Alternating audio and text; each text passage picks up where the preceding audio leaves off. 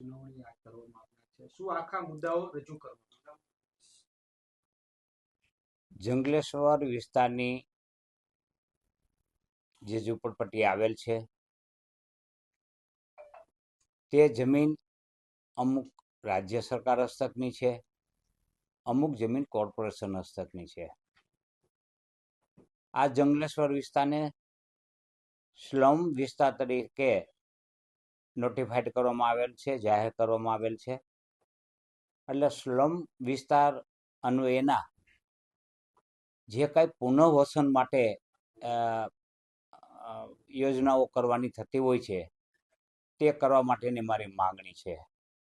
શહેરના વિકાસને અવરોધવાની અમારો કોઈ ઈરાદો નથી, પરંતુ જ્યારે રસ્તાઓ પહોળા કરવાના થાય, જ્યારે રિવરફ્રન્ટની કોઈ યોજનાઓ હોય એને અમલમાં મૂકતા પહેલાં એમનું પુનઃવસન થવું જોઈએ.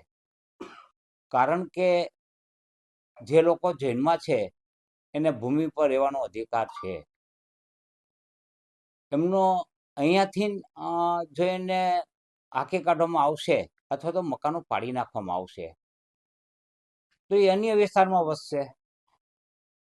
તો આ માટે થઈને જ કેન્દ્ર સરકારે, રાજ્ય સરકારે અનેક યોજનાઓ મૂકી છે.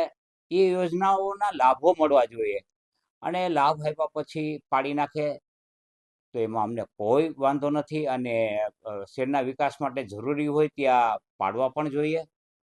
પરંતુ એ પહેલાં પુનઃવસન થવું જરૂરી છે. મેં સાંભળ્યું તેમ અને રેકોર્ડ જોતા અમુક વ્યક્તિઓને, આશરે લગભગ 100 આસપાસની વ્યક્તિઓને અગાઉ પુનઃવસન થયેલું છે. તો એની સામે અમારો કોઈ વાંધો પણ નથી. એ પુનઃવસન થયું હોય ને પાછું પુનઃવસન એટલે કે એને લાભ આપવામાં આવ્યો છે તો એના મકાનો પાડે તો એ કોઈ ઇસ્યુ નથી.